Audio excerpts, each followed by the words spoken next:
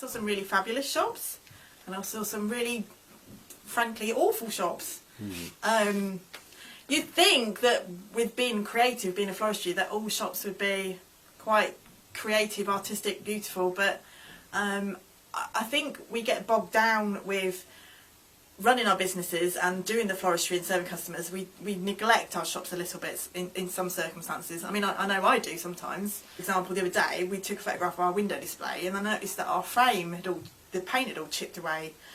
And I hadn't really, walked past it every morning. I hadn't noticed, so that prompted us to go and paint the shop. Do you think it's because you see it every day, you don't notice the things? No, don't notice it at all. You definitely could do with someone just popping in, like a family member or a friend or a professional just popping in and saying, "Did you realise that's filthy?" I didn't realise how dirty our aircon was until my husband walked in the other day and said, "Oh my God, that's filthy!" And we looked up and we were like, "Oh, it is actually." So we just cleaned it. But yeah, we'd been stood underneath it for months probably, not noticing how dirty it was getting. I remember going to one shop and they had this very wonky bookshelf with some teddy bears on it. But I mean, the shelves were like this. And again, they hadn't really noticed. And I said to him, "Can you see how wonky the shelves are?" And just by pushing the shelf up, I said, "But the teddy bears on here are filthy. They're absolutely disgusting." I said, "Seriously, would you buy this?"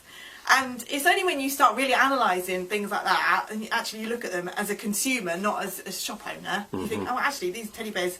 She'd inherited this shop. It was a very, very old shop, and sort of inherited the stock as well. But she didn't realise how dirty these teddy bears were. But me, not working there and just going for the day, I could see them straight away as soon as I walked in the door, and that's what a consumer would look at. They would look at that shelf, it was near the till, with these wonky shelves on it and these disgusting teddy bears. Yeah, they're just so busy doing florist, like bouquets and orders, and thinking that's all they've got to do, when in reality they're a retail premises. Any other retail business would be investing massive amounts of money on shop display to sell their product. I know we're all small micro businesses where we have to have many hats, but yeah, until you can start running your fingers along the shelving and realise there's not a mound of dust in it, or if you go and look at your plant stand and there's not 4 dead cyclamen in the corner with cobwebs on them and dead spiders. People, you need to step back at it and look at your shop as a consumer, not as the place you work in. I think we can all do better in our shops. Like I said, I obviously try, from doing this position, I try and make sure that my shop's nice. But it wasn't until I didn't notice the framework on my shop until I took a photograph. I didn't notice the aircon was making the ceiling dirty, but it's clean now. But I think we can all step back. I think, like, if you have a few days off as well, you can walk into your shop with fresh eyes, and see things that you can't see when you're there every day, bogged down with doing work every day in the shop. So yes, a lot of shops are dirty. I mean, obviously we've all got leaves on the floor. Our floors all need, I'm sure if you look at my floor now, it needs a mop. But I don't think if you want to go and buy a product off a shelf, I don't think you should have to wipe the dust off that product. When you buy, if you went into any other retail shop and you bought a vase or a pot, you wouldn't expect to have to take it home and wash it.